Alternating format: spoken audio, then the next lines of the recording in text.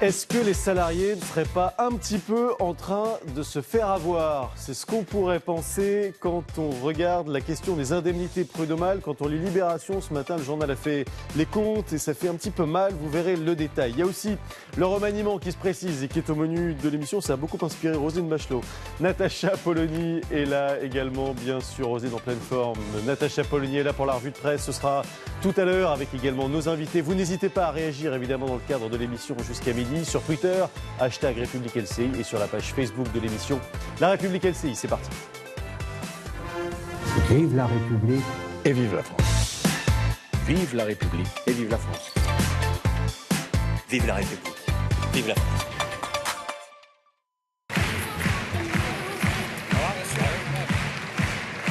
Allez mon poulet. Allez, grosse ambiance au gouvernement, décidément. Salut Roselyne, comment ça va ma poulette? Mon poulet, ça va bien. De quelle humeur vous êtes ce matin? Je suis d'une humeur remaniée. Ah bah oui, ça c'est d'actualité. Oui. Après l'élection, on l'a vu sans surprise de Christophe Castaner comme délégué général. Ah, l'élection. Oui, nomination ouais, devrait-on dire plutôt. Donc comme délégué général du mouvement macronien La République En Marche, la question se pose, est-ce qu'il peut cumuler ce poste de délégué général avec un poste au gouvernement? Il ne serait pas le premier d'ailleurs à le faire, ce cumul. Mais il est quand même chargé des relations avec le Parlement. C'est quand même un peu gênant d'être le chef d'un parti quand on a vocation à parler avec tous les partis représentés au Parlement. Ouais. Et il est porte-parole du gouvernement, ça pose aussi quelques problèmes. Donc il faudrait lui trouver un portefeuille parce qu'il veut rester au gouvernement. Parce que ses copains lui disent c'est pas payé le poste de délégué général. C'est pas de bol. Donc, pas de quoi fouetter un chat en fait, mais que nenni. Parce que quand ça bouge dans un gouvernement, il y a toujours un risque pour les autres de recevoir une balle perdue. En 93, on m'avait dit que je serais peut-être secrétaire d'État aux droits des femmes, puis ça s'est pas fait. En 93, en 95, Chirac voulait me nommer ministre de la coopération, puis en fait, il y a un gros sexiste qui a dit non, ça va pas être possible. Et puis en 2004, j'ai été pendant quelques heures ministre de l'agriculture, puis j'ai été l'objet d'une fatwa de la part d'un grand élu local dont je tairai le nom. Donc, je ne vous dis qu'une chose, ils doivent avoir les miquettes dans les ministères. Ça tremble. Attachez vos ceintures, mes loulous, et dites-vous que vous ne perdrez pas votre argent si vous vous faites d'ores et déjà des cartes de visite avec machin, ancien ministre. Ça servira toute votre vie. Et en tout cas, je peux vous dire une chose, c'est que quand vous allez partir, vous n'aurez pas d'indemnité de licenciement. Ah non, ça c'est pas comme ça que ça se passe. Attachez vos ceintures aussi ici en plateau. Nos invités, l'avocate Caroline Mécari, bonjour à vous. Bonjour. Également Charles Becbédé qui est entrepreneur, président d'une société d'investissement, également conseiller municipal à Paris. Bonjour Charles. Et puis Jean-Pierre Mercier, délégué CGT à PSA Peugeot Citroën. Bonjour à vous. Bonjour. Merci d'être là. Natacha Polony, bien sûr, également autour de la table, comme tous les matins, parce qu'elle signe la revue de presse. Voici Polony sans filtre. Avec donc Christophe Castaner qui a été intronisé samedi. Roselyne parlait d'élection. Bon, c'était plus une acclamation. On se dit ce matin qu'Emmanuel Macron a définitivement confirmé son maintien au gouvernement. Vous avez des infos? Oui, lui-même en a visiblement, puisque le triomphateur, comme l'a appelé François Bayrou, était ce matin sur les matinales. Et écoutez-le, on pense qu'il y a assez peu de suspense. Ouais. Mon rôle, ce sera de faire en sorte que le sommet du mouvement de la République En Marche soit toujours au service de la base. Et la base, c'est pas une base militante qui doit aller coller des affiches. C'est une base militante qui s'engage, qui est citoyenne. Je ne serai pas patron d'un parti et que on n'est pas dans une logique de cumul. Je vous rappelle que c'est un engagement militant, bénévole, et qu'au fond, faire de la politique quand on est dans un gouvernement, c'est pas un gros mot non plus. Voilà, faire de la politique quand on est dans un gouvernement, ce n'est pas un gros mot non plus. On pensait qu'un gouvernement était censé faire de la politique au sens noble. Donc là, c'est pas exactement la même politique dont il parle, c'est autre chose. Alors du coup, évidemment, dans les éditoriaux ce matin, ça se moque un tout petit peu. Dans l'Est républicain, Philippe Marcassi écrit « Faute de revenus annexes ». Et malgré une situation intenable, Christophe Castaner ne souhaite pas quitter le gouvernement. Comme si la République En Marche, grand vainqueur des dernières élections législatives et des dotations attenantes, 21 000 millions d'euros par an de dotation publique sur 5 ans, ne pouvait pas offrir un salaire à son nouveau patron. C'est trop triste. Mais oui, le pauvre. Et dans le Républicain lorrain, on lit ceci. Voilà en tout cas Christophe Castaner, caution de gauche et provinciale du pouvoir, en selle pour guider les marcheurs. Vers quoi ? De toute évidence, vers l'horizon 2022. Alors, il y a un article très intéressant ce matin, il est dans l'Opinion. L'Opinion l'intitule « Les députés Caire de bons samaritains à l'Assemblée ». Oui, parce qu'il y a un groupe qui s'est formé. Figurez-vous, voilà, là, ils vont ce mardi à l'Assemblée discuter des ordonnances modifiant la loi travail, en vue de leur ratification. Puis ensuite, il y aura le budget, l'université et même la loi olympique, si ça existe. Ouais. Du coup, ça fait beaucoup de travail. Donc, les députés, nous dit-on, sont entrés dans une zone dépressionnelle. Puis c'est assez difficile. Comment dire, tout ça se tend. Du coup, Richard Ferrand leur a demandé de former un petit groupe, un groupe Care pour s'occuper des autres. Un care, ça veut dire la bienveillance. Enfin, c'est pas vraiment la bienveillance, c'est le soin. Voilà. Donc, ils vont soigner les pauvres malheureux qui se sentent pas bien. Et visiblement, il y a de quoi, puisque le remaniement aurait provoqué des vocations. Il y en a un qui dit vous n'avez qu'à observer ceux qui squattent les chaînes d'infos pendant que nous sommes en séance. Et un autre qui s'énerve contre un collègue, je vais me le faire chez Martichoux, puisqu'on va donc sur les plateaux pour dire du mal des autres. Oui, en fait, le Caire a remplacé la bienveillance, visiblement. Alors, les députés vont ratifier bientôt les ordonnances et les conséquences concrètes vont vite apparaître. Ça aussi, c'est donc dans la presse ce matin. Oui, on va en parler tout à l'heure. Libération, titre, licenciement abusif, patron, faites-vous plaisir. En fait, il y a un très intéressant petit calcul dans Libération. Par exemple, Véronique est responsable d'un magasin de meubles. Elle est engagée sur objectif, mais la direction change et tout à coup, ils veulent se débarrasser d'elle, donc ils commencent à chercher des prétextes. Jusqu'à présent, donc là, elle avait obtenu 40 000 € d'indemnité. Avec la modification du droit du travail, ce sera entre 2 000 et 8 000 €. Le cas de Guillaume, surtout, chef d'un centre de réparation auto. Donc, il quitte son emploi d'intérimaire pour un contrat avec une société. Dès que le contrat est signé, elle est mise en redressement judiciaire. Les salaires sont plus payés. L'établissement est vidé de son matériel. Il est père de 3 enfants à 39 ans. Il se retrouve interdit bancaire. Il n'a pas de document de fin de travail, donc pas de Pôle emploi. Mais la CAF ne verse pas le RSA parce qu'il relève de Pôle emploi. Eh bien, avant, il avait obtenu 10 000 €. Après, c'est entre 0 et 2 078 €. C'est sûr que ça change beaucoup, puisqu'en fait, il n'y aurait plus de prise en compte véritable, nous dit Libération, de l'âge ou de la situation familiale. Et du coup, eh bien, le risque, c'est que les juristes se dirigent vers le harcèlement, la discrimination pour compenser. Vous nous avez parlé de risque dépressionnaire. C'est vrai qu'on frôle le burn-out chez les députés et chez les salariés. Eh bien, le journal Le Monde nous propose une réponse. Ça s'appelle La bataille du Somme. Oh, joli titre. Et oui, le problème, c'est que nos nuits sont de plus en plus courtes et ça nous fait tous souffrir. Voilà, 1 heure de moins qu'il y a 40 ans. C'est un danger pour la santé, ça provoque de l'obésité, du diabète, de l'irritabilité. Et du coup, le problème, c'est qu'évidemment, il y a une infinité de gadgets qui se mettent en place pour ce nouveau marché qui était en fait une manne. Et si possible d'ailleurs un marché connecté, donc plein de trucs idiots. Et Le Monde commence son article par le récit de ceci. Un assistant parlementaire, dont le député n'a pas été réélu il y a quelques mois, vient d'ouvrir son pop-up, c'est-à-dire une boutique comme ça un peu éphémère, près de la place de la République, sur l'écosystème du sommeil. En gros, il vous vend à la fois des matelas, des applications smartphones, c'est formidable. Il en sait quelque chose du manque de sommeil. S'il n'y avait qu'un seul article à retenir ce matin, Natacha, ce serait lequel ? Alors, il est très intéressant, il est dans Les Échos. Il nous parle d'une audition assez secrète à Bercy de 200 groupes et ETI sur les procédures antifraude et anticorruption. Et pourquoi c'est un enjeu ? Eh bien parce que c'est un prétexte pour les juges américains. C'est ce qui est arrivé à Alstom, à Airbus, à BNP Paribas. Ils attaquent pour corruption et hop, une amende monstrueuse, curieusement sur tous les groupes que visent des groupes américains. C'est très étonnant. Alors le pire, nous dit Les Échos, c'est l'autodénonciation. Et c'est ça qui est arrivé non seulement à Alstom et à Airbus, c'est-à-dire les patrons de ces groupes, par peur de se retrouver en prison menacés par des juges, dénoncent eux-mêmes la corruption et plaident coupables. Et les résultats sont catastrophiques. Le MEDEF, un représentant du MEDEF dit cette phrase délicieuse: nous craignons que les procédures extraterritoriales ne soient l'occasion d'un pillage économique. Non. Alors, une des solutions envisagées par Bercy, ce serait de réhabiliter la loi de 68 d'interdiction de la sortie d'informations à portée stratégique, parce qu'en plus, les juges américains mettent un contrôle, mettent les entreprises sous tutelle, et puis de grossir la sanction financière pour qu'elle fasse aussi peur que l'amende américaine. Ah, ça va vous plaire, Natacha, ça. Mais c'est un enjeu majeur. Il faut lire le rapport des deux députés, Pierre Lelouch et Karine Berger, sur l'extraterritorialité du droit américain.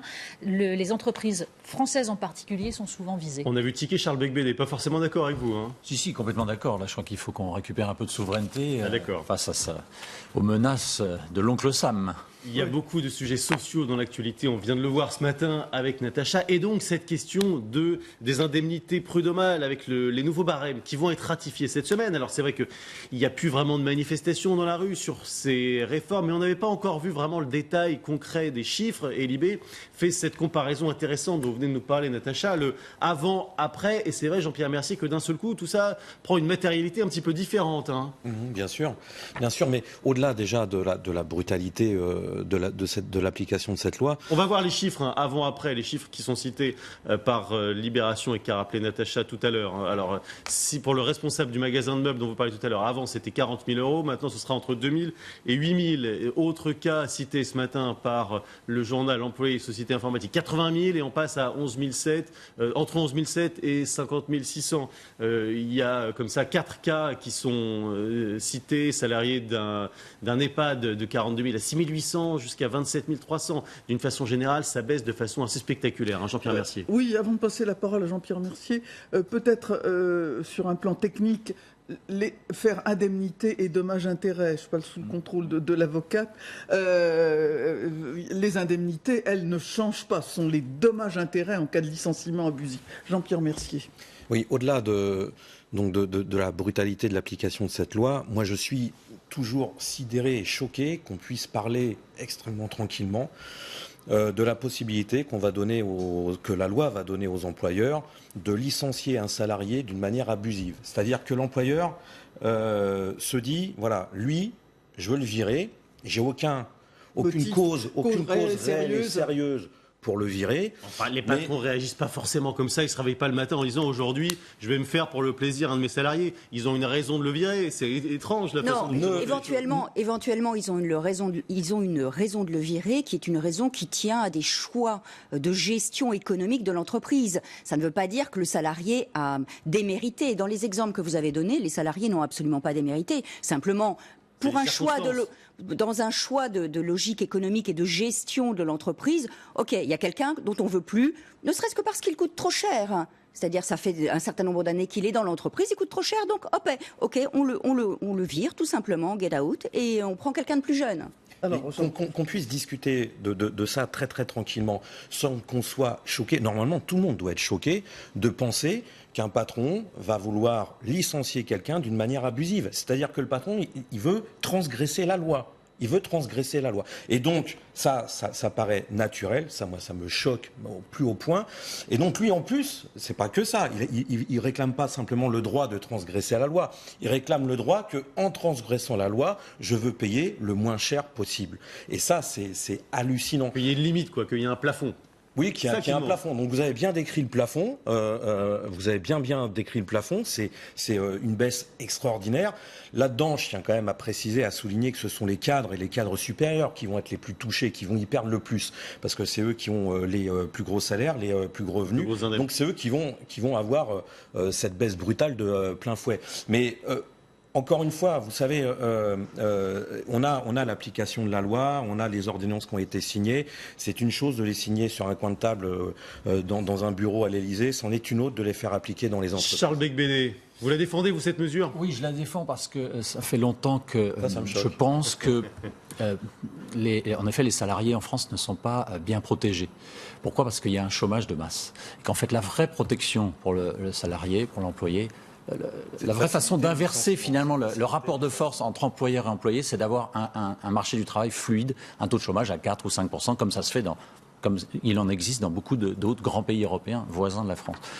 C'est ça qui va protéger les salariés. Et pour ça, il faut déparanoïser les relations employeur-employé. Et en effet, je suis d'accord sur le terme abusif. faudrait le supprimer. C'est ridicule de dire qu'un licenciement économique, c'est un licenciement abusif. C'est pas du tout ça. Donc, à un moment donné, l'entreprise ne va pas bien et il faut mettre... Ça n'a rien à voir. Vous ne pouvez pas mélanger les licenciements économiques qui suivent une certaine règle. Non, pas du tout. Absolument pas, justement. Je n'ai pas parlé de licenciement économique. J'ai avancé que pour une question de gestion. Mais le problème de gestion, c'est plus pour éviter de dépenser beaucoup d'argent et non pas parce qu'il y a un poste en trop. On va remplacer la personne qu'on vient de virer par quelqu'un qui coûte moins cher. Donc ça n'a rien à voir avec un licenciement économique. En réalité, ce qui est profondément choquant dans cette histoire d'ordonnance, en tout cas moi c'est ce que je pense, c'est que on a prétendu que les employeurs, comme vous, comme moi, n'embaucheraient pas parce que ce serait trop difficile de licencier. Alors quand même que je rappelle qu'il y a le licenciement pour la rupture conventionnelle qui existe maintenant depuis un certain nombre d'années, qui marche très très bien. Ça a été un peu détourné. Qui marche bien, madame. Ce n'est pas détourné, c'est-à-dire que ça fonctionne. Il y a un constat d'un désaccord. Mais tout le monde, tout le monde y trouve son compte. Donc il n'était pas nécessaire. Il n'était pas nécessaire d'aller plus loin. La barémisation, très sincèrement, les salariés vont y perdre de façon très claire. Écoutez, le ministère de la Justice le dit, pour des salariés qui ont 2 à 5 ans d'ancienneté, c'est 8 mois d'indemnité. Oui, tout à fait, oui. En plus des indemnités légales et des indemnités conventionnelles. Les indemnités légales, c'est peanuts. Parlez de dommages-intérêts. Les indemnités non, mais c'est indemnité de dommages et intérêts. En fait. Donc il y a 3 types d'indemnités, les indemnités légales, les indemnités conventionnelles lorsqu'il y a une convention collective et les indemnités de dommages et intérêts. Et donc la somme des 3, donc dans le cas cité par le ministère de la Justice, c'est 10-12 mois. Donc comment voulez-vous qu'une TPE qui fait 1 million de chiffre d'affaires, qui gagne 50 000 euros, puisse payer ce type d'indemnité? C'est la clé sous la porte immédiatement. Donc qu'est-ce qui se passe? Beaucoup d'employeurs refusent d'embaucher actuellement. Avant ces ordonnances, c'est ça. Non mais tout le sujet.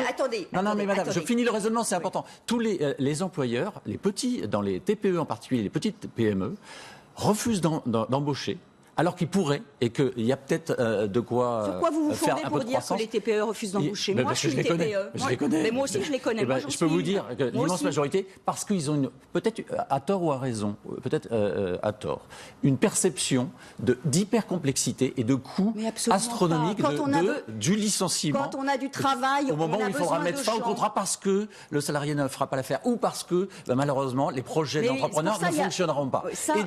Et donc il n'embauche pas. Et c'est pour ça qu'on a du chômage. Il y a un moment, il faut quand même se poser la question. Pourquoi est-ce qu'on est dans une situation si différente des autres pays européens dans les entreprises de moins de 11 salariés? Si vous permettez, d'abord, je voudrais rappeler quel était le régime antérieur.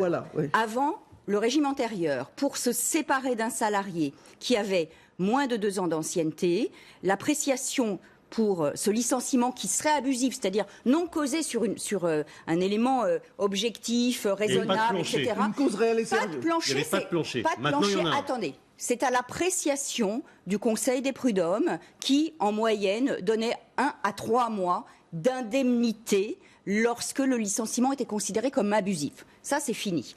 Pour les salariés, il y a un plancher. Voilà. Oui, il y a un plancher, d'accord. Mais c'est la sécurisation mise en avant par le gouvernement. Oui, j'entends bien. J'entends bien. Pour les salariés ayant 2 ans d'ancienneté, en cas de licenciement sans cause réelle et sérieuse, le plancher minimum, c'était 6 mois. Et après, on tenait compte de l'ancienneté du salarié. Vous avez évoqué, situation familiale. Vous avez évoqué 15 ans d'ancienneté. C'est pas rien, 15 ans dans une boîte. De la situation familiale, d'un certain nombre de choses. Et on arrivait, effectivement, en moyenne, à avoir autour de 10 mois. Mais, si vous voulez, il y a une chose dont on n'a pas conscience, c'est que dans cette réforme, les conseils des prud'hommes, en réalité, ont été dépossédés de leur pouvoir d'appréciation. Et vous avez évoqué ce qui va vraisemblablement se passer, c'est-à-dire que la défense du salarié va être axée sur 2 axes, peut être axée sur 2 axes. D'abord, éventuellement, s'il y a un élément discriminatoire, ça c'est possible, mais ça n'existe pas toujours. Il faut rappeler que là, il n'y a pas de le plafonnement, il n'y a pas de barémisation, s'il y a atteinte aux droits fondamentaux. Et un deuxième aspect que personne ne voit, qui est la question de l'exécution loyale du contrat de travail. La nouvelle réglementation prévoit que si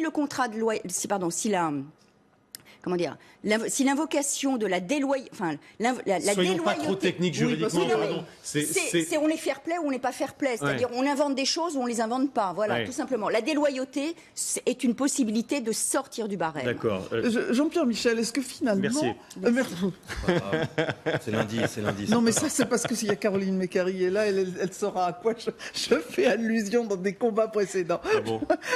Monsieur Mercier, est-ce que finalement, c'est pas un échec du combat que vous avez mené contre les ordonnances, que vous ayez mené un combat idéologique et un peu déconnecté, au lieu d'aller très précisément au contact de réalités très concrètes pour expliquer votre action? Non, c'est un combat idéologique qu'on a mené, bien sûr, parce qu'il attaquait, il attaque, il va attaquer. Les droits des salariés. Moi, je trouve les libertés fondamentales dans l'entreprise, c'est-à-dire la possibilité de mieux se défendre, que les salariés se défendent mieux. Mais vous entendez, c'est pas du tout déconnecté. Maintenant que le rapport de force que les organisations syndicales ont essayé de mettre en place dans la rue pour faire reculer le gouvernement n'est pas été assez fort, n'est pas été assez puissant pour faire reculer le gouvernement. Parce qu'on n'explique pas des choses comme ça avec des pancartes. Il faut que Libération se réveille ce matin, c'est quand même dommage pour vous. Bon, tant mieux qu'il se réveille ce matin, et puis voilà. Maintenant, ça tout le monde le savait. Je vous assure que cette mesure, elle a été énormément discutée dans les ateliers, et puis dans les bureaux, dans les entreprises. J'en sais quelque chose, j'y travaille.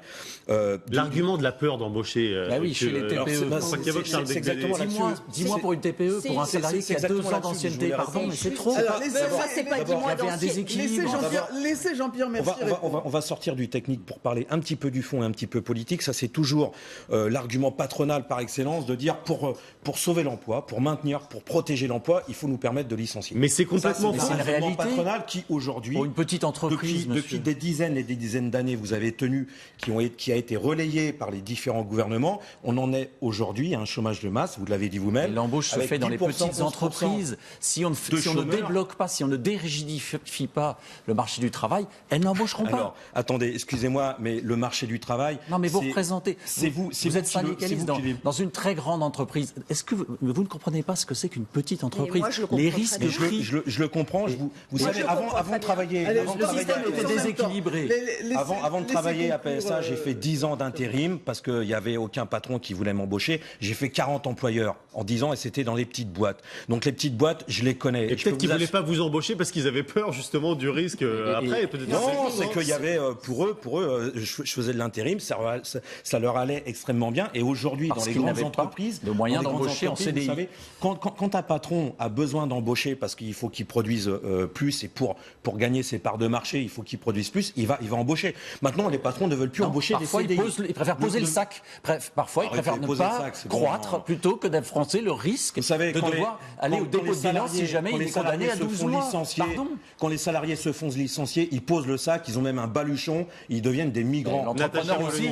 Est-ce qu'on n'est pas face à une rupture de confiance absolument dramatique entre, d'un côté, des salariés qui, en effet, vont se retrouver précarisés, fragilisés, parce que quand on se fait virer dans les conditions que décrit Libération, c'est, par exemple, celle qui est responsable d'un magasin, 58 ans, je veux dire, c'est absolument monstrueux, elle ne retrouvera pas de travail, et les prud'hommes étaient faits pour prévoir qu'elle ne retrouverait certainement pas de travail.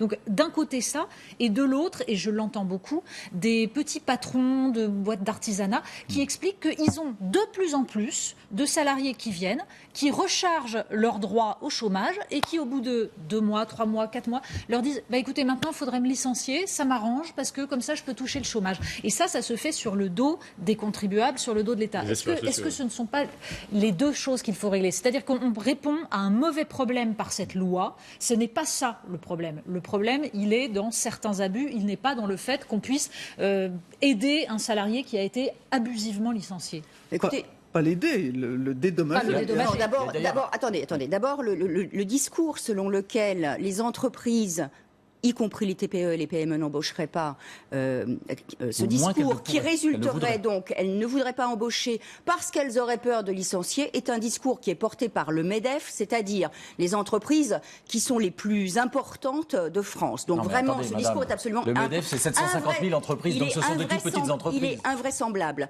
Moi, je suis une petite entreprise, je suis avocate, je connais un nombre incalculable d'avocats qui sont des petites entreprises qui ont 1, 2, 3, 4 salariés. Ou des collaborateurs. Lorsque nous avons du travail, nous avons besoin de tête et de bras, entre guillemets. Nous ne nous disons pas « Ah, comment je vais faire si jamais je veux m'en séparer ?» Si jamais je dois... On est dans une perspective. On est d'accord, moi, on est dans une perspective de développement. Et si, à un moment donné, on doit s'en séparer, on trouvera une solution. D'abord parce qu'il existe la rupture conventionnelle, et puis éventuellement... Madame, la rupture conventionnelle, mais c'est une erreur. La chose dont vous parlez, si vous voulez, vous érigez en généralité le fait qu'il puisse y avoir... de plus en plus. Vous érigez en généralité le fait qu'il puisse y avoir des salariés, en effet, qui peuvent éventuellement vouloir profiter du système. Mais croyez-moi, les gens qui cherchent du travail, ils ne cherchent pas à profiter du système dans leur très grande majorité. La majorité, je suis d'accord avec vous. Le fait de donner un exemple comme ça, c'est comme s'il était utopique. Il y a juste avant peut-être une réaction sur Twitter. Lisons un tweet parce qu'on ne va pas entendre grand-chose. Un téléspectateur qui nous dit ceci: étonnant qu'on soit étonné qu'un président venu du monde de la banque soit plus favorable à la finance qu'aux salariés. Sommes-nous à ce point naïfs, Charles Becbédé? Je ne sais pas si je viens de la banque, non. Enfin, je suis entrepreneur, créateur d'entreprise. Ah, pardon. Je pensais qu'il y avait besoin de mes arguments. Vous n'êtes pas encore président de la République. Être marqué au fer rouge parce qu'on a travaillé un an dans une banque. Mais juste pour revenir sur la rupture conventionnelle. La réponse de Charles Becbédé. Juste, madame, sur la rupture conventionnelle. Les indemnités qui sont versées dans le cadre, enfin les deals qui sont obtenus dans le cadre des ruptures conventionnelles, font référence aux indemnités qui sont versées lors des prud'hommes. Et donc, il est important de les encadrer, ces indemnités, sinon ça pousse les salariés et les employeurs à s'opposer et aller vers les prud'hommes. Et après, on a un encombrement des tribunaux et puis des délais ridicules. D'ailleurs, ça me fait penser à un argument qui va dans le sens du salarié et que ces ordonnances vont sécuriser les salariés et les employés. En effet, il existe malheureusement, et c'est une infime minorité de petits patrons qui pourraient être tentés de jouer au chantage à l'indemnité et en disant à leurs salariés je te donne 2 mois et si tu vas au prud'homme on verra bien, mais moi en tout cas je peux te dire la boîte elle aura disparu, donc tu prends ça ou sinon il n'y a rien d'autre. En tout cas, Charles Becbédé, ça n'existera plus. Ça n'existera plus. Pas d'encombrement des instances prud'homales qui ne voient que décroître ces dernières années le nombre d'affaires qui sont... Parce que tout y pousse, y compris... Il y a des délais d'attente très longs. Oui, attendez. Mais justement, on voit ça décroître. Vous avez raison de souligner qu'effectivement, il y a moins de saisines du Conseil des prud'hommes, parce que même aujourd'hui, le formulaire de saisine des prud'hommes est devenu tellement compliqué qu'en effet, les gens modestes, les salariés modestes se disent... Ça vaut pas la peine, tout simplement. Et on est vraiment dans cette logique où le salarié, je rappelle quand même que c'est celui qui est dans la position la plus faible. Oui, c'est vrai. Ça, il faut quand même le rappeler. Et le barème va le conforter. Non mais arrêtez de m'interrompre. Il est dans la position la plus faible. Et non mais je comprends, vous défendez votre profession. Non, je ne défends pas ma profession. Que la barémisation va vraiment à l'opposé de l'intérêt des barreaux et des avocats spécialisés en droit social. Les avocats spécialisés en droit social, non, les avocats spécialisés en droit social, ils auront l'intelligence d'invoquer la déloyauté dans l'exécution du contrat de travail. Oui, il n'y aura pas de rien compris. Pour répondre à votre question, sans doute qu'il peut y avoir des salariés qui peuvent... moi, je ne veux pas dire... Dans tous les systèmes... Je ne veux pas dire abuser du système, je veux dire essayer de se débrouiller dans les conditions de vie qu'on nous impose. Maintenant, des patrons qui profitent du système, moi j'en connais pas un qui profite pas du système. Ils profitent tous du système. Et pour répondre tout de suite à votre intervention que vous n'allez pas manquer de me faire, je fais la différence entre les gros patrons, la famille Peugeot, Muliez, Bettencourt, compagnie, et puis les petits patrons. Bien sûr que même dans votre camp, chez les patrons, c'est les gros qui essayent de bouffer les petits. Et les petits, ils sont toujours entre le marteau et l'enclume. Et ils sont toujours en train de se serrer la ceinture. Alors, au final, c'est les salariés des petites entreprises qui se serrent la ceinture pour leur patron, qui doit se la serrer pour les gros. Les petits patrons, ils ont besoin d'investir aussi. Ils ont besoin d'autofinancement. GMS, qui est un sous-traitant automobile de PSA et de Renault, et qui a dû mettre la clé sous la porte, parce que c'est les donneurs d'ordre, ce sont ces grands patrons qui font l'appui et le beau temps. Oui, mais Jean-Pierre Mercier, vous avez une vision manichéenne. Il n'y a pas que des salauds chez les gros et que des bons chez les petits. Je connais aussi des salauds chez les petits et des bons chez les gros. Les gros sont soumis à leur actionnariat. Tout simplement. Et là, Non, pas les petits, parce qu'ils sont pas, ils n'ont pas d'accès. C'est leur propre capitaux. C'est leur propre argent. C'est leur propre sous. Ce que je voulais dire simplement, c'est que cette loi travail, elle va pas faire baisser le chômage. J'ai eu l'occasion de faire plusieurs plateaux télé avec Monsieur Langsad, qui est vice-président du MEDEF, que vous connaissez sûrement, qui nous disait très tranquillement, mais de toute façon, il ne faut pas s'attendre à des vagues d'embauches massives. Voilà, on n'a plus de contrepartie, on demande plus de contrepartie, on n'en a plus, c'est génial, youpi, il va y avoir. Parce qu'on a un marché du travail qui est hyper rigidifié. C'est les gros patrons qui vont en profiter. Et c'est les salariés de l'ensemble des entreprises qui vont en pâtir. Maintenant, encore une fois, aussi pour répondre à votre intervention, oui, on n'a pas réussi à instaurer un rapport de force suffisant au niveau national pour faire reculer le gouvernement. Maintenant, entreprise par entreprise, ça va devoir s'imposer.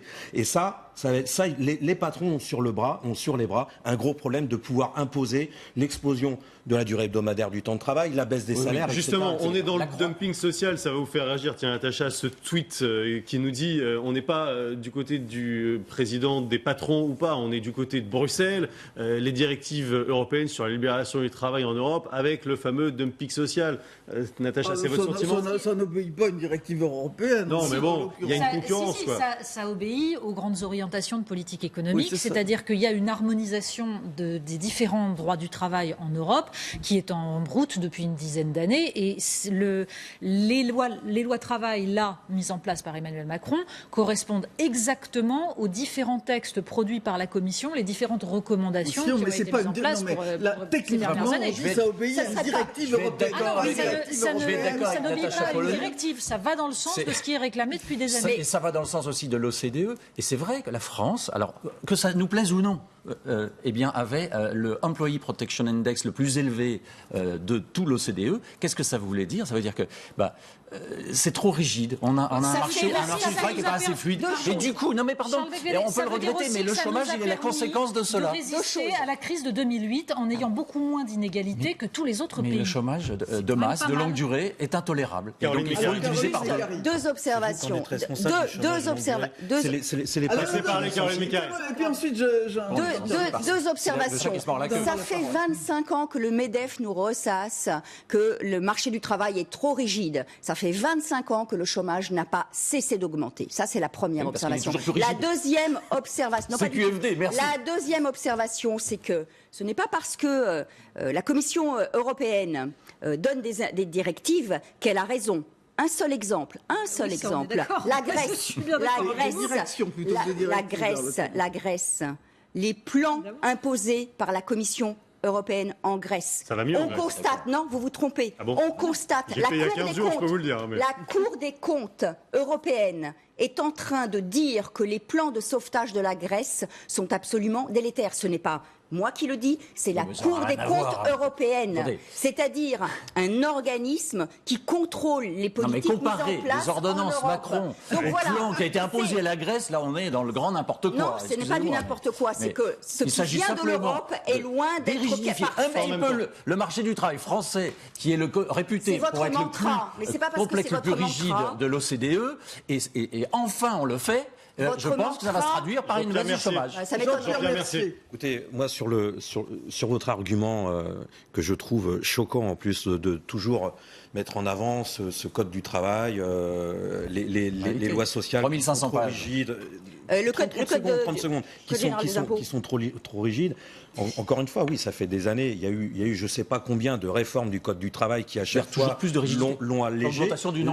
Là, je pense que vous allez être très content parce que vous allez plus pouvoir revendiquer sur ce terrain-là parce que maintenant chaque patron va pouvoir faire son propre code du travail, son propre code du travail. Et moi, j'ai pas envie d'attendre et de voir dans 2 ans. Je sais ce qui va se passer dans 2 ans. Ça va être encore plus de chômage, ça va être des droits qui ont été anéantis et vous allez avoir dans les entreprises, je l'espère pas, j'espère que les salariés vont retrouver cette force de combattre collectivement contre leur patron. Mais on va avoir des durées hebdomadaires du temps de travail qui vont exploser. On va avoir pratiquement la fin du CDI. Il faut quand même des référendums au niveau des entreprises avec la majorité des 2 tiers. Ça vous plaît pas quand je dis la vérité. Ça vous plaît pas. Je corrige. Vous allez avoir la fin du CDI, l'explosion de la précarité. Vous allez avoir tout un tas, d'attaques extrêmement profondes et brutales contre l'ensemble des salariés qui va en rien résoudre le chômage. Par contre, oui, le taux de profit va exploser. Ça, c'est vrai. Le problème, Charles Bédé, dans votre raisonnement, c'est que même les promoteurs de cette loi ont expliqué qu'elle ne créerait pas d'emplois, en tout cas à court terme. Alors on peut s'imaginer au contraire s'il risque d'y avoir une casse sociale mécanique puisqu'on facilite le licenciement. Tout le problème est de savoir si à long terme ça redonne de la compétitivité et ça rend possible une remontée. Mais non, l'Allemagne, c'est dû à la... Pardon. C'est le problème. Charles Becbédé. Non, pas du tout. Oui. Les lois Hartz ont été faites il y a 15-20 ans. Et à un moment. Il y a 10 ans. Elles ont été préparées il y a 15-20 ans. C'était Schröder. Et ça a été fait à un moment, 2003. Justement, où l'ensemble de l'Europe faisait le contraire. Et c'est ça qui a permis que petit à petit, la compétitivité allemande soit mise en place. Donc, ça veut dire que si on le fait au moment où tout le monde l'a déjà fait, ça ne sert plus à rien. C'est de la logique, puisque c'est fait au détriment des autres. Permettez, j'ajoute juste reconnaissez qu'on a un déficit de compétitivité. J'ajoute juste un élément d'information sur l'Allemagne que tout le monde oublie, c'est qu'en Allemagne, aujourd'hui, la démographie fait qu'il y a moins de gens qui sont à la recherche de travail. C'est pour ça que ça marche. C'est parce qu'il y a moins de gens qui cherchent du travail. Je vous assure, c'est vraiment l'effet démographique qui a vraiment un impact de ce point de vue-là. Il y a aussi les régimes, la structuration de la formation professionnelle en Allemagne qui est aussi un élément très important. Mais aujourd'hui, on a un chômage avec 9... ça joue énormément. Personne ne nie que les réformes Hartz ont fait baisser le prix de la compétitivité en Allemagne. On peut être pour ou contre, mais ça a eu... Tout à l'heure, je parlais de l'actionnariat. On n'arrête pas de parler du coût du travail. On ne parle jamais du coût du capital. Enfin, c'est quand même extraordinaire. La France est le pays qui quand même extraordinaire. Le plus. Là, vous êtes champion d'Europe. Parce qu'on a en effet... On n'a pas gagné la Coupe d'Europe. Vos réponses, il y a un côté un peu tribunal, là, quand même. C'est une chance, Natacha. C'est parce qu'on a... Mais oui, parce qu'il se trouve qu'on a le plus grand taux de grands champions mondiaux parmi les 500 boîtes mondiales les plus importantes. Mais au prix derrière les États-Unis, c'est la France. Et ils en font quoi de ça? Alors évidemment, ça se traduit par des dividendes élevés. Ils les mettent dans les paradis fiscaux. L'actionnariat. Ils les mettent dans les paradis fiscaux. Vous savez, les profits, c'est pas mal. Les profits, c'est bien. À condition que ce soit réinvesti, de l'investissement. Ça l'est pas, enfin. Pourquoi est-ce qu'il y aurait de l'argent dans les paradis fiscaux alors marxisant. Mais non, absolument pas. C'est juste que vous ne voulez pas voir la réalité. Je ne suis pas surpris en même temps. Jean-Pierre, merci.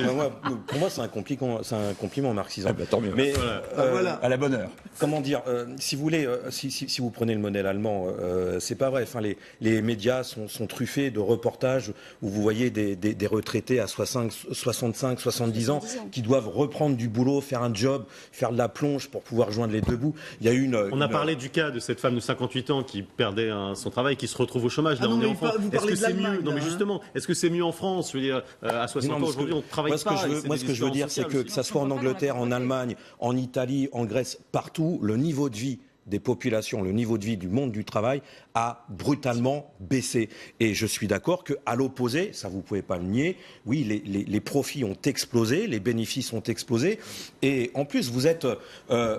Avec ce gouvernement, mais comme celui d'avant et comme les précédents, vous n'avez qu'à claquer du doigt pour avoir une meilleure répartition du CICE, pour avoir je ne sais pas combien d'aides, je ne sais pas combien de milliards et de dizaines de milliards d'aides publiques. Mais si l'État... Mais ce n'est pas des aides publiques, c'est des moindres prélèvements. Si l'État vous sucrait ces aides publiques, mais vous seriez obligé de prendre sur vos profits pour faire fonctionner vos entreprises. Mais je vous rappelle... Et je ne vois pas pourquoi notre argent, l'argent des contribuables, de nos impôts, serait obligé de financer vos entreprises, de financer votre recherche, parce que vous ne voulez pas mettre la main à la poche. Jean-Pierre Mercier, c'est quand même dans notre pays que les charges sur les entreprises sont les plus élevées. Bien sûr. Vous voulez parler des cotisations même avec les hélas, la rentabilité des entreprises françaises est une des plus basses en Europe. On s'entend plus. Charles Becbédé, la réponse de Caroline.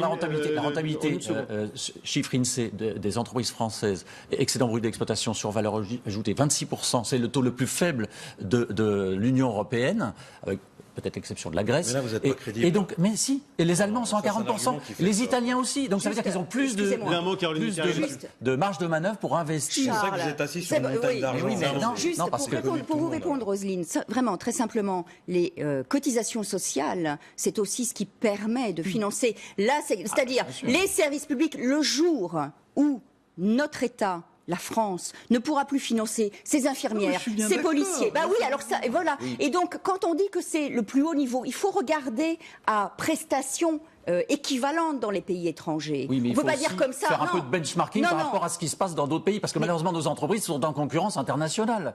Donc vouloir faire peser tout le financement de la protection sociale sur les entreprises, pardon, ça marche pas. Non, les actionnaires devraient contribuer davantage. Il n'y a pas de raison que les plus faibles. Vous êtes en train de parler des actionnaires du CAC 40 toujours, le CAC 40. Mais oui, parce que c'est la réalité. Parce que tous les 6 mois. Mais s'il y a 3 200 000 entreprises en France, elles ne sont pas toutes au CAC 40. Il y en a 40. Oui, mais je vous parle des entreprises du CAC 40. Tous les 6 mois, on a. Non, c'est pas grotesque. D'ailleurs, vous en faites partie. Donc bon. Ou alors, donc, c'est vous qui... Et il y a, en plus, pour aller dans votre source, Jean-Pierre Mercier, cette annonce qu'on attend. Il n'y aura pas de confirmation aujourd'hui, vraisemblablement, mais la baisse des charges pourrait être... aujourd'hui, on ne paye pas de charges, en gros, jusqu'à 2,5 fois le SMIC. Ça pourrait être monté à 3 fois le SMIC. C'est une mesure que les Échos annoncent ce matin, qui pourrait coûter pas loin de 3 milliards d'euros aux finances public. Édouard Philippe s'exprime en ce moment du côté de Bobigny. On verra s'il confirme ou pas, mais Benjamin Griveaux ce matin avait l'air de dire que non, il n'y aurait pas de confirmation. Cette journée, il faut dire, est assez dense et tendue pour le gouvernement, parce que vous savez qu'il y a un remaniement qui se profile, qui est en cours et qui sera sans doute annoncé peut-être dans les minutes qui viennent. On ne sait pas. On se penche du côté de l'Élysée pour avoir peut-être des réponses. On surveille la situation avec vous. Alison Tassin, quel est le planning? Que dit le maître des horloges? Est-ce que vous avez des infos? Alors, on a une seule certitude, c'est que ce remaniement, il interviendra avant mercredi, avant le Conseil des ministres. Un Conseil des ministres, il y en a un cet après-midi, mais ça ne compte pas, ce sera celui des enfants, puisque c'est la journée mondiale de l'enfance et que certains sont reçus ici à l'Élysée, pas de porte-parole de moins de 10 ans. En tout cas, ce que l'on sent un petit peu ce matin dans les proches et dans l'entourage d'Emmanuel Macron, qui était notamment ce matin à la radio, Benjamin Griveaux, Julien Denormandie, qui sont des prétendants potentiels à ce poste de porte-parole, eh bien, c'est que ce remaniement se fera à minima, notamment parce que on sent que Christophe Castaner pourrait en réalité conserver son poste de secrétaire d'État chargé des relations avec le Parlement et ce poste de délégué général d'En Marche, puisque c'est un poste bénévole, ils aiment le répéter dans l'entourage d'Emmanuel Macron, et donc eh bien, il pourrait garder ces deux compétences, alors même qu'il y a une certaine grogne qui monte autour de ce cumul des postes, parce qu'évidemment, chargé des relations avec le Parlement et membre et dirigeant d'un parti politique, c'est peut-être être un peu juge et parti. On y est sensible du côté de l'Élysée à cette question-là. Donc on verra ce qu'en dit Emmanuel Macron, qui reçoit aujourd'hui les chefs de partis politiques toute la journée et encore demain. Et d'ailleurs, Christophe Castaner a rendez-vous ici à l'Élysée. Ce sera tout à l'heure à 14h30. Il y a aussi le déjeuner habituel entre le président de la République et son Premier ministre. Et nul doute qu'à la table au menu, il y aura ce remaniement. Donc même si le mot de remaniement est lui-même peut-être un peu contesté dans l'entourage du chef de l'État, puisque s'il y a simplement un changement de porte-parole, eh bien, on veut faire croire que ce n'est pas réellement un remaniement et qu'on veut surtout conforter les ministres dans leur poste. Christophe Castaner, il a surtout rendez-vous avec David Pujadas sur LCI à 19h30 dans 24 heures. C'est ce qu'on appelle une adaptation technique. Oui. Voilà, il faut être précis sur les mots. C'est ce qu'il va expliquer chez David Pujadas, évidemment. C'est ce qu'il expliquera. Et le sujet de sa rémunération dont vous parlez tout à l'heure, Alison, ça fait pas mal réagir en plateau. Et bien ce thème, on l'évoquera justement dans la seconde partie de l'émission, juste après le journal complet avec Julien Nomel.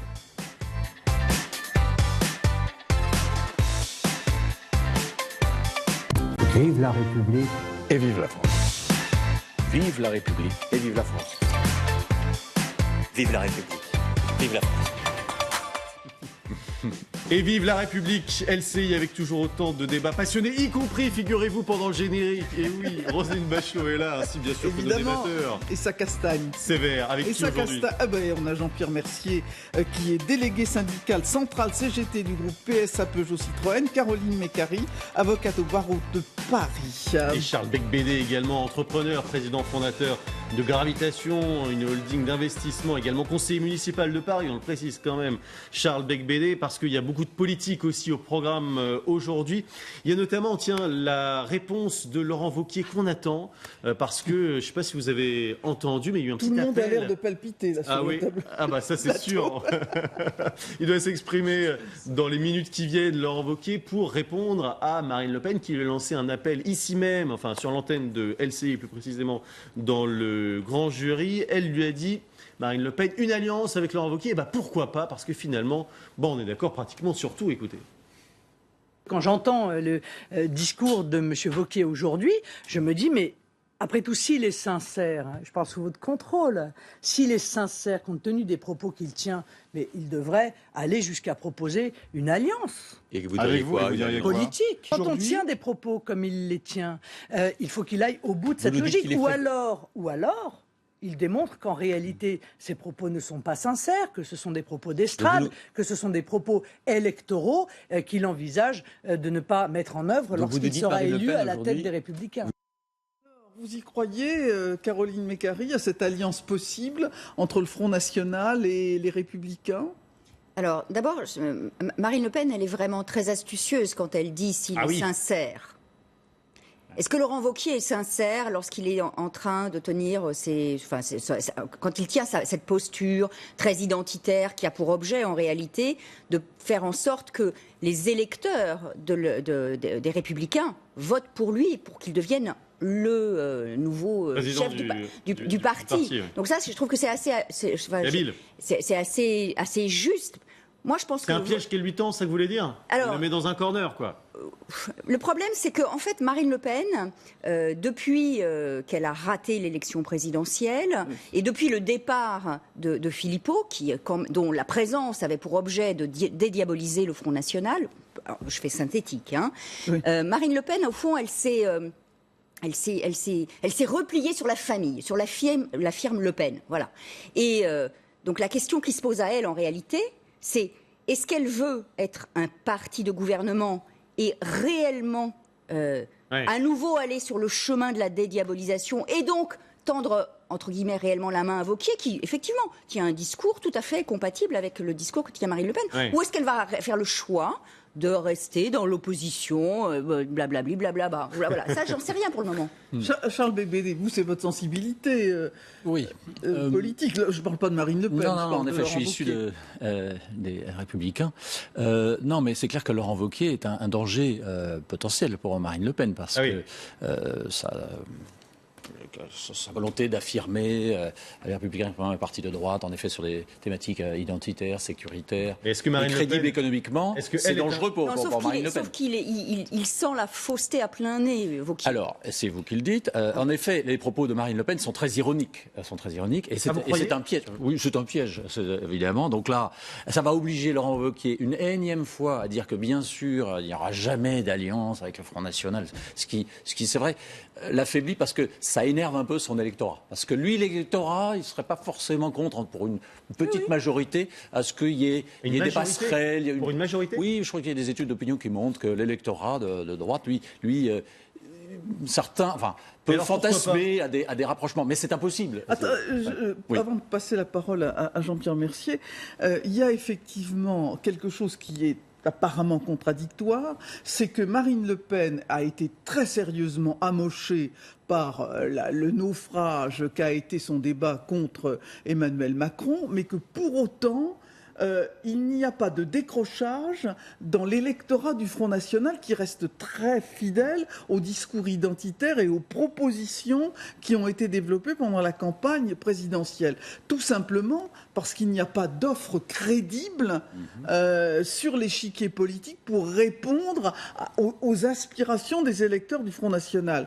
Il est très évident que si Laurent Wauquiez, et là je vous rejoins, propose ce discours identitaire, il menace directement Marine Le Pen. Mais c'est pas pour ça qu'il fera alliance avec elle. Alors que l'image qu'on voit ici, c'est justement Laurent Wauquiez qui arrive en direct et qui va... Ah pardon, ce sera... Non, il y aura un discours tout à l'heure. Oui, pardon. Jean-Pierre Mercier, quelle analyse politique vous faites? Là, voilà l'image en direct, pardon. Allez-y. C'est sûr que Marine Le Pen c'est son jeu de faire ses déclarations vis-à-vis de Wauquiez. Et c'est vrai que les idées que défend Wauquiez sont tout à fait compatibles avec les idées du Front National. Moi, c'est des idées que je vais être un peu dur, mais c'est ce que je pense profondément. Je le dis à titre personnel, que je vomis vraiment très profondément. Ce sont des idées qui sèment la division dans le pays, qui sèment la division au sein du monde du travail et qui surfent sur l'individualisme, sur des idées extrêmement réactionnaires. Et on assiste depuis quelque temps à une surenchère C'est à celui qui ira le plus loin possible ou qui aura la petite phrase la plus dégueulasse. Hein. C'est un terme, excusez-moi, mais je le dis. Peut-être que Wauquiez nous refait essaye de refaire le coup de Sarkozy, d'avoir un discours extrêmement radical, extrêmement dur. Alors vous dites qu'ils se ressemblent, les deux discours. Justement, on a essayé de se livrer à ce petit exercice, de voir exactement si les phrases se ressemblaient, si l'un répond à l'autre ou pas. Regardez ce petit montage qui est assez représentatif quand même. La réalité, c'est que ces attentats sont le fruit de l'islamisme. On voit bien qu'il n'y a aucune volonté de lutter contre le fondamentalisme islamiste. Quand j'entends Renaud, après l'attentat de Marseille, dire « Pourquoi ne l'a-t-on pas gardé en prison ?» Et dont le ministre de l'Intérieur nous dit « Il faudrait peut-être essayer de l'expulser ». On nous explique que la principale menace sur la laïcité, ce sont ces quelques crèches, signes de nos traditions. Il s'agit d'un élément de notre culture, c'est un élément culturel. Je tiens à ce qu'on réaffirme les traditions, qui sont les traditions de la France. Ça va dans votre sens, Jean-Pierre Mercier, ce qu'on vient de voir là ou pas? Bien sûr, tout à fait. Et encore là, je pense que c'est des extraits très très édulcorés, mais... il peut avoir non plus. Wauquiez, il peut avoir un langage extrêmement dur sur les immigrés, sur les pauvres, parce que tout ça en fait entre Le Pen et Wauquiez, entre cette droite qui est très réactionnaire, qui se donne une posture très réactionnaire, et puis Marine Le Pen et le Front National, c'est quand même des attaques. On montre du doigt le plus faible. Il y a un discours très social chez Marine Le Pen. Est-ce que vous n'avez pas été ennuyé ou interpellé par le fait que dans la campagne présidentielle, Marine Le Pen ait tenu des discours finalement qui recouvraient un certain nombre de vos observations? Que la CGT pourrait dire. Hein. Est-ce qu'elle était sincère quand elle affirmait qu'elle voulait que arrivée au pouvoir, elle aurait aboli la loi El Khomri? Bien sûr que non. Tout ça, ce sont pour le social, en tout cas, moi je pense que ce sont des promesses électoralistes, parce qu'évidemment, pour se faire élire, il faut bien rassembler le plus possible. C'est le jeu des politiciens professionnels. Maintenant, vous savez, encore une fois, on assiste depuis des années à un cours extrêmement réactionnaire, à une surenchère sur un terrain qui est très très nauséabond et qui fait du mal, vraiment qui fait du mal au monde. Il y a malheureusement une réalité en France. On a des territoires de non-France qui se propagent. Il y a une insécurité physique, donc sécurité physique et une insécurité culturelle qui est de plus en plus partagée par de très nombreux Français.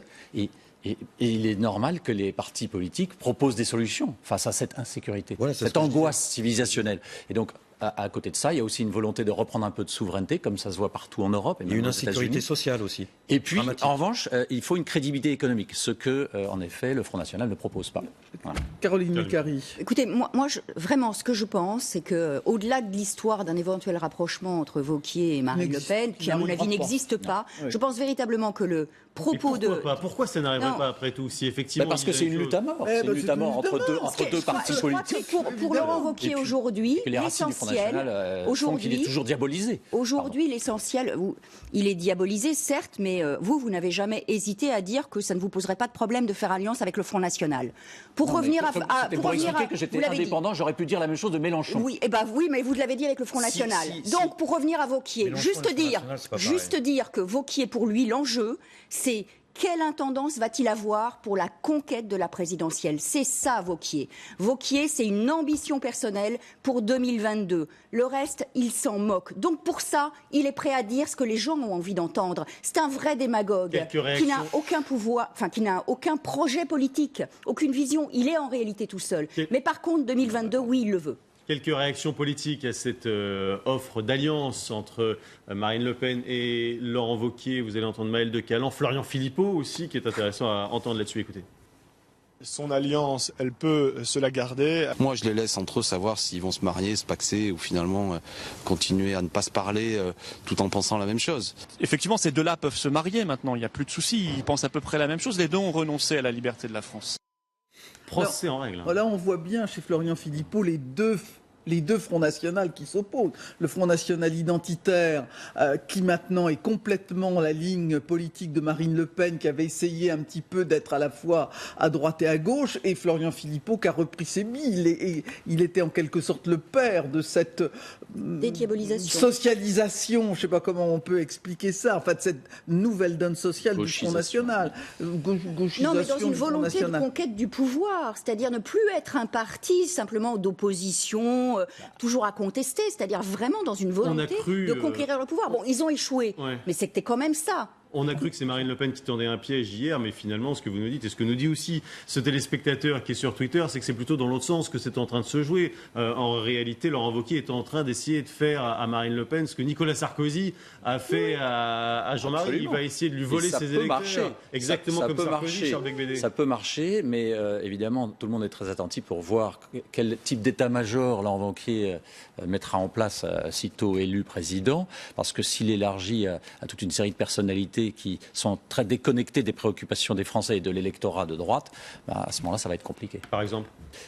Je pense à tous ces chapeaux à plumes un peu centristes qui ont honte de leur d'être de droite et qui s'excusent toujours et on se retrouve avec toujours ce discours de mollusque idéologique. Le parti néo-gaulliste est toujours construit autour d'un rassemblement dans lequel les chapeaux à plumes centristes. Je crois que les gens en ont marre. Je crois que les électeurs en ont marre. Et en tout cas, ce qui est sûr, les électeurs en ont marre. Et en tout cas, les électeurs du Front National ne vont pas se faire piéger une deuxième fois. Ça a marché pour Sarkozy, mais c'est sûr que si on veut les faire revenir dans les Républicains, il faudra montrer des gages de crédibilité idéologique. Ouais, alors là, ils sont condamnés à devenir une chapelle minuscule. Il n'y aura personne. Je ne le crois pas, au contraire. Moi, le sentiment que j'ai là, en vous écoutant, c'est quand même de la cuisine politicienne tout à fait classique pour essayer de redraguer des électeurs pour arriver au pouvoir et faire exactement... On n'est pas dans une clarification aussi, au fond, cette séparation de Charles Becbédé Mais il n'y a pas de clarification. Oui, le Front National fait 21%. 11 millions d'électeurs dont le vote est stérilisé. Donc vous comprenez que les Républicains aient envie de faire revenir une partie de ces électeurs. Exactement comme dit Jean-Pierre Mercier. Oui, mais c'est d'essayer de constituer un large rassemblement qui pourra être un pôle d'alternance à Emmanuel Macron.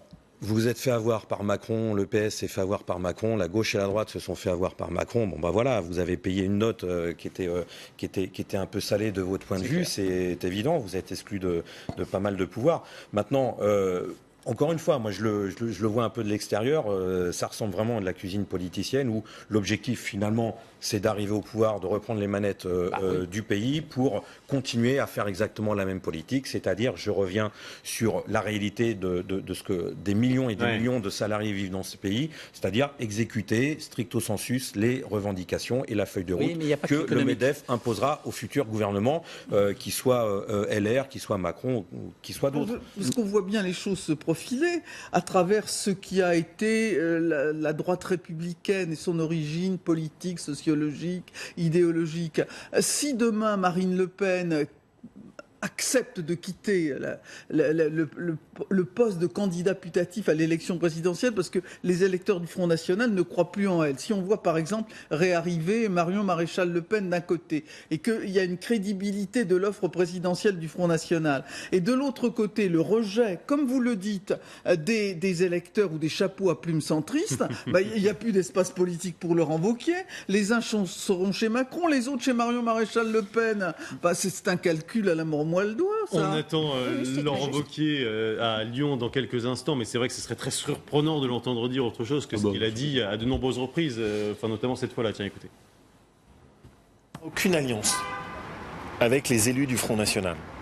Et personne au sein des Républicains ne souhaite cela. Et tant que je m'en occuperai, nous ne rentrerons jamais dans ce chemin. Mais je revendique de parler à ces Français qu'on a déçus et qui ont voté le Front National. Parce qu'en France, il n'y a pas 35% de fascistes. C'est vrai que tous ceux qui se sont accoquinés avec le Front National à droite, Charles Becbédé, ils s'en sont jamais vraiment relevés. On se souvient de Charles Millon, Nicolas Dupont-Aignan. Je connais bien Charles Millon. On a créé ensemble un mouvement qui s'appelle l'Avant-Garde. Mais c'est clair. Donc il y a une diabolisation. Il est faux de dire que le Front National a été dédiabolisé. C'est lié aux racines du Front National. Lorsque Jean-Marie Le Pen crée ce parti en 1973 avec un certain nombre de personnes, allez, on va dire nauséabonde, ça va vous faire plaisir. Toujours été, c'est toujours une réalité. Donc, ce n'est pas possible d'imaginer une alliance et le Front National ne gagnera jamais l'élection présidentielle. Par conséquent, qu'est-ce qu'on fait, vu qu'il y a une majorité de Français qui sont très inquiets au niveau de leur sécurité, physique et culturelle, et qu'il n'y a pas que l'économique dans la vie. Oui, parce qu'effectivement, comme vous l'avez souligné, si c'est Marion Maréchal Le Pen qui revient sur le devant de la scène, il n'est pas du tout dit que ça ne fonctionne pas. Voilà, donc, En tout cas, pour Laurent Wauquiez, l'adversaire principal aujourd'hui, c'est pas Marine Le Pen, évidemment. C'est plutôt, évidemment, Emmanuel Macron qui présente d'une façon un petit peu particulière. Il se voit, figurez-vous, Laurent Wauquiez, comme le chevalier de Jedi qui va renverser l'ordre galactique. On entend ça sur la musique de Star Wars. Regardez ce qu'il a dit dans le Parisien Magazine. Il y a un très méchant Dark Vador qui essaie d'étouffer tout espoir dans la galaxie. Mais une flamme renaît. On a l'impression de voir le texte défiler sur le générique, c'est au début, qui va permettre de le méchant empire. Et cette flamme, c'est celle que je porte. Il a craqué, Jean-Pierre Mercier. Regardez, il se prend pour Luke Skywalker. Laurent Wauquiez. C'est plus Jupiter. C'est à craquer, mais c'est très très risible, c'est sûr. Oui, c'est plus Jupiter, voilà. Non, je suis ton père. Je suis ton père. Laurent Wauquiez essaye toujours de faire celui qu'il n'est pas. C'est-à-dire qu'il essaye de faire... à un moment donné, il s'éteint les cheveux pour paraître plus vieux, la parka rouge. Il prétend qu'il est de la province, alors que c'est un Parisien pur jus. Qu'il n'est pas vraiment chevalier Jedi. Ouais, non, bien sûr que non. Mais enfin, c'est totalement risible. Mais peu importe. Parce qu'au fond, voyez-vous, on en parle. Ouais. Parlez-en, en bien, en mal, mais parlez-en. Oui, enfin, ceux et celles qui, comme nous, veulent analyser la situation politique de ce pays. Il sera quand même vraisemblablement le prochain président du Parti des Républicains. Un parti qui, dans les circonstances qu'on connaît, a fait 20% d'électeurs aux dernières élections présidentielles. On ne traiterait pas l'information si on ne parlait pas de... Et que vous soutenez quand même. Oui, bien sûr. Je n'ai pas reproché. On n'a pas fini d'en parler. Mais c'est vrai qu'il y a une petite inquiétude sur comment il va constituer son état-major, et puis ensuite, qui sera le candidat à l'élection présidentielle? Parce que est-ce que c'est le président, puisque les élections primaires ouvertes sont liquidées, comment on va désigner le candidat à l'élection présidentielle pour 2022? Et là, donc, on n'a pas fini de parler de Laurent Wauquiez et des autres. On a l'impression d'entendre assez peu de déclarations d'amour à Laurent Wauquiez. On a l'impression que ceux qui le soutiennent, c'est parce qu'ils n'ont pas vraiment le choix. Même ses amis le détestent. Non, arrêtez de répéter ce que disent ses ennemis. Ses adversaires. Il est dévoré par son ambition personnelle. Parce que c'est la politique. La fonction crée l'homme aussi. Lorsqu'il sera président de ce parti, ça sera une autre affaire. Il va changer. Alors, vous voulez dire qu'il a un discours difficilement supportable au moment des élections internes et que tout d'un coup il va faire... Non, mais rappelez-vous Nicolas Sarkozy, il n'était pas vraiment adoré, adulé des médias et puis même de la droite lorsqu'il y avait eu l'affaire de la trahison, Balladur, Chirac, etc. Donc ça s'était quand même assez mal passé pour lui. Et puis, progressivement, en prenant les rênes de l'UMP, qui est devenu les Républicains, il a su s'imposer. Il faut d'abord être détesté pour ensuite être aimé. Mais même Chirac, ça a été comme ça. Ça a été très dur pour lui. Il suffit juste d'être démagogue. Oui, oui. Vous lui taillez un de ses costards, on trouve Laurent Wauquiez sur ce... Non, il a été défendu par Charles de Gaulle. Je crois qu'il s'en moque des costards qu'on lui taille en réalité. Allez, ce qui est exagéré est insignifiant. Ça, c'est un métier. Oui, il y a la politique du côté des Républicains, il y a la politique aussi du côté du gouvernement naturellement. Il ne vous aura pas échappé que les choses devraient évoluer sans doute dans les heures qui viennent. On va voir comment ça va se passer. Christophe Castaner va-t-il rester au gouvernement? Il semble qu'il ne le sache pas encore lui-même. En tout cas, il est maintenant le patron d'En Marche. Et pourtant, on a bien noté les mots qu'il a martelés ce matin. Il était sur France Inter. Quand on l'entend, il veut vraiment nous faire comprendre, Christophe Castaner, qu'il y va vraiment parce qu'on lui a demandé, contraint et forcé. Mais lui, il n'avait pas vraiment envie, quoi. Moi, je suis un militant, je suis dans l'engagement politique. Et donc, je ne cherche pas à être heureux. Je ne cherche pas à construire une ambition. Être délégué général, ce n'est pas un rêve, ce n'est pas une ambition. Et j'ai évoqué le mot de devoir, parce que je pense que le devoir, c'est quelque chose qui est important et qui manque aussi à notre société. Donc, beaucoup m'ont poussé à y aller. J'ai fini par dire oui, j'y vais. Et à ce moment-là, je n'avais plus aucun doute sur mon engagement. Je n'étais pas candidat spécialement à cette fonction-là. Il y va vraiment avec passion. Hein. Jean-Pierre Mercier, c'est vrai que c'est des messages étranges qu'il a martelés ce matin. Ah bah oui, là, visiblement, moi je suis pas du tout à l'intérieur de tout ça, mais de ce qu'on peut voir de l'extérieur, c'est qu'il avait vraiment pas du tout envie d'y aller. On lui a donné l'ordre, t'y vas et puis tu te tais et puis tu vas essayer de faire le boulot. Il n'empêche qu'il y a vraiment un enjeu pour Emmanuel Macron, c'est d'avoir un réel parti qui tienne, qui fonctionne, qui tienne la route, parce que bientôt, dans quelques temps, il va y avoir des échéances électorales. Il va falloir quand même qu'il confirme ce qu'il a fait à la présidentielle, c'est-à-dire faire un peu de vieille politique finalement. Oui, voilà, tout à fait. Alors après sur Oui, sur ces éléments de langage, on va dire, c'est sûr que là, c'est quand même un peu la preuve qu'il n'avait pas du tout envie de faire le job. Maintenant, c'est la vie. Pour la caméra aussi. C'est-à-dire, on comprend que ces missions impossibles, même en dehors du salaire éventuel ou de sa volonté de rester au gouvernement, c'est qu'un parti politique, ça résulte d'une sorte de genèse où on se construit dans l'opposition, dans les échecs, dans une conquête de pouvoir qui intervient après un long chemin. Là, il y a un parti qui arrive, en quelques semaines, il ramasse le jackpot, allez, hop, présidentielle, législative. Et les militants, qu'est-ce que vous voulez qu'ils fassent? Rien, on leur propose quoi? D'aller s'opposer à des élus locaux bien installés sur le clientélisme local? C'est pas excitant comme nouvelle donne. Et c'est ça le job qu'on demande à ce pauvre Castaner. Moi, je comprends qu'il soit pas très joyeux de le faire. Christophe Castaner qui sera l'invité de David Pujadas ce soir, on vous le rappelle, à 19h30 dans 24 heures. Pujadas, il peut rester au gouvernement ou pas, Charles Becbédé, d'après vous? Oui, ça ne me choque pas en fait. Ça s'est fait dans le passé du temps de l'UDR ou du RPR. Par contre, ça fait un peu vieille politique. Et c'est clair qu'on sort de la doxa macroniste, du renouvellement politique. On n'est pas pareil, etc. Donc là, on est en contradiction. En revanche, après... ça me choque pas. De toute façon, chaque fois que un président est arrivé au pouvoir, il considère le parti politique qu'il a soutenu comme un ramassis d'emmerdeurs qu'il s'agit de mettre au pas. Donc, Caroline Mécari. Bon, d'abord, c'est clair que pour Castaner, c'est pas... Enfin, en tout cas, Macron lui a demandé, il le fait, ça l'enchante pas. Ça, on a très, très bien compris. Je trouve que, par ailleurs... pour un mouvement qui prétend rénover la politique, on est vraiment dans la vieille politique. Ça vraiment, ça ne fait pas l'ombre d'un doute. Et au fur et à mesure des mois, oui, parce que au moins dans les partis politiques classiques, il y a des militants qui sont faits de chair et d'os, qui sont sur le terrain. Là, en réalité, La République En Marche, c'est un parti virtuel. Oui. Alors effectivement, qu'est-ce qu'il va faire avec ce parti virtuel où personne ne va être capable d'aller sur les marchés, de porter, entre guillemets, le projet politique macroniste?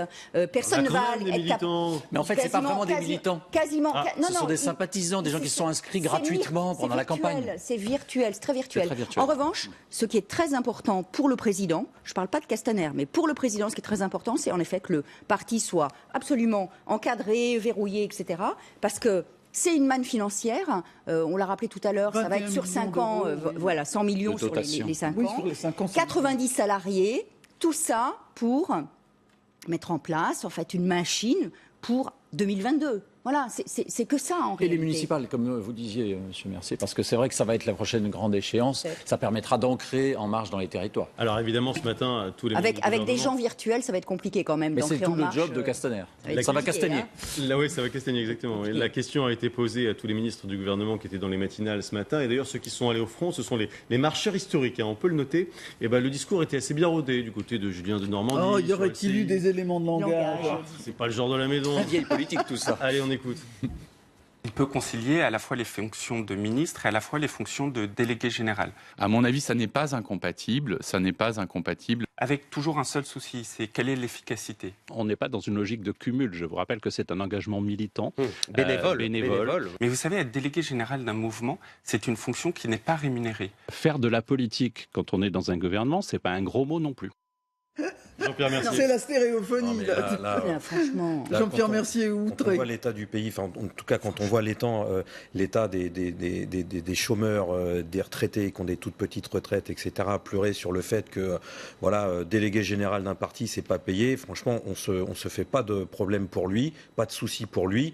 Qu'il soit après à la fois ministre et chef de parti, moi je trouve que de toute façon c'est clair et net. Au moins il n'y a pas l'hypocrisie d'avoir un chef de parti qui ne serait pas non plus dans le gouvernement et soi-disant qui veillerait à une certaine opposition. Non, il n'y a plus d'hypocrisie, c'est clair et net. Sur le cumul des mandats, les choses sont claires, quoi. Les choses sont claires. Le cumul des mandats, bien sûr qu'ils vont cumuler, comme tout bon politicien veut cumuler la plupart du temps. Il n'y a rien de nouveau sous le soleil, mais quand même, franchement, moi je trouve que c'est assez joyeux à voir. Je reviens sur ces déclarations, assez joyeux eu à avoir lui, je pense qu'il se voyait un autre rôle, un autre job beaucoup plus reluisant que chef de parti dans un parti. Ça pourrait arriver. Ça pourrait arriver parce que, comme le disait Roselyne Bachelot tout à l'heure, en revanche, c'est étrange qu'il reste secrétaire d'État aux relations avec le Parlement. Oui. Qu'il soit au gouvernement.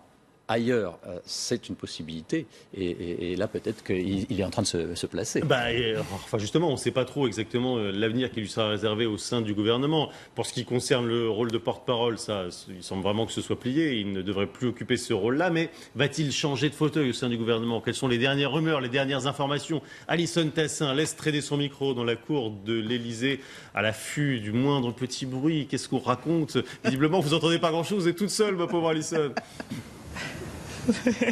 Oui, je peux vous dire que les conseillers ne traînent pas trop ce matin dans la cour de l'Élysée pour éviter d'avoir une quelconque expression par rapport à ce remaniement. Alors c'est vrai que tout de même, ce rôle de ministre chargé des relations avec le Parlement, il est assez particulier puisque c'est vraiment ce poste qui est en lien direct avec le Parlement, qui fait le lien entre le gouvernement et le Parlement. Et même au sein de La République En Marche, notamment Astrid Pagnosian, qui faisait partie du bureau exécutif du parti, avait remis en cause le fait qu'il y ait un cumul de ces fonctions-là. Mais ce matin, on entend dans la bouche des proches d'Emmanuel Macron, notamment à la radio, Benjamin Griveaux ou encore Julien de Normandie sur notre antenne, disaient qu'il n'y avait pas d'incompatibilité dans ce rôle de ministre chargé des relations avec le Parlement et celui de dirigeant d'un parti politique. Alors on verra ce que ça donne dans les heures à venir, mais c'est vrai que du côté de l'Élysée, on est assez sensible à cette question, et notamment on ne voudrait pas qu'il y ait une nouvelle polémique qui surgissent avec ce mini remaniement. En tout cas, Édouard Philippe vient tout à l'heure voir Emmanuel Macron. C'est un rendez-vous classique du lundi, le déjeuner entre les deux hommes, et nul doute que cette question assez politique finalement sera autour de la table à ce déjeuner. Moi, j'aimerais bien qu'on arrête l'hypocrisie. Parce que j'ai été, dans ma carrière parlementaire, à la moitié, oui, merci à Alison, la moitié du temps dans l'opposition, la moitié du temps dans la majorité. Le ministre chargé des relations avec le Parlement, quand on était dans l'opposition, on ne le voyait jamais, on n'existait pas. Le ministre chargé des relations avec le Parlement, il n'a qu'un rôle, c'est de gérer le groupe parlementaire de la majorité. Alors l'idée que ce soit incompatible, alors là franchement, vous dites ça à un cheval de bois, il vous donne un coup de pied. Alors, est-ce qu'on peut peut-être regarder un petit peu plus largement? Est-ce qu'il y a des figures de ce gouvernement qui doivent disparaître d'après vous, les uns les autres? Quels sont les bons et les mauvais points, si vous deviez en sortir quelques-uns, par exemple Charles Becbédé? Est-ce qu'il y en a qui sévère ou pas?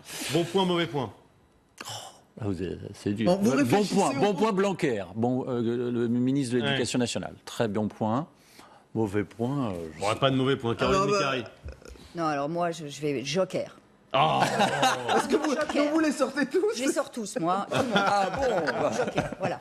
Alors, j'espère que Jean-Pierre Mercier, lui, va plus être constructif, si j'ose dire, ou destructif. C'est constructif de dire que, vraiment, là-dedans, il y en a pas un qui de toute façon, ils sont tous là pour faire le job. Voilà. Moi je le répète, je martèle là-dessus parce que c'est vrai, c'est la réalité. Ils sont tous là pour faire le job du MEDEF. Point barre. C'est quand même le président des riches avec un gouvernement qui est là pour gouverner pour les riches. Point barre. Et qu'est-ce que vous voulez que je vous dise de plus que le pauvre Castaner, Jean-Michel Blanquer, ça n'a rien à voir avec le MEDEF. L'éducation nationale, il n'y a pas de petit problème. Il n'a pas beaucoup la reconnaissance de Macron. Bon, voilà, c'est la vie. Il est peut-être en train d'apprendre, le pauvre. C'est peut-être un peu vieux pour lui on peut faire un bon job et puis pas être reconnu. Qui ça, pardon, j'ai pas entendu. Que Castaner n'ait pas la reconnaissance de Macron parce qu'il est en train de le foutre dans un placard, un job qui est... On ne sait pas, il va peut-être récupérer un ministère plus prestigieux. Personne, il y avait aucun candidat là-dedans. Enfin, c'est quand même, ça fait un peu l'impression, on bouche le trou, vas-y, parce que j'ai personne d'autre, quoi. Les 4 ministres régaliens, ils sont quand même issus de la gauche, que ce soit Le Drian, Belloubet, Parly, Collomb, qui je trouve est un peu absent. S'il y avait une mauvaise note. Alors, ils ont évolué, voilà, c'est tout. Si Gérard Collomb mène une politique de droite au ministère de l'Intérieur, oui, mais justement, je ne sais pas quelle politique il mène. Il est un peu mou. Je n'ai pas dit que c'était indécent. J'ai pas dit que c'était indécent. Ça ne me convient pas. Je ne partage pas. Elle mène une politique de droite. Elle ne fait rien du tout, carrément. Elle ne fait strictement. Elle ne fait rien. La garde des Sceaux. Rien du tout. C'est tout.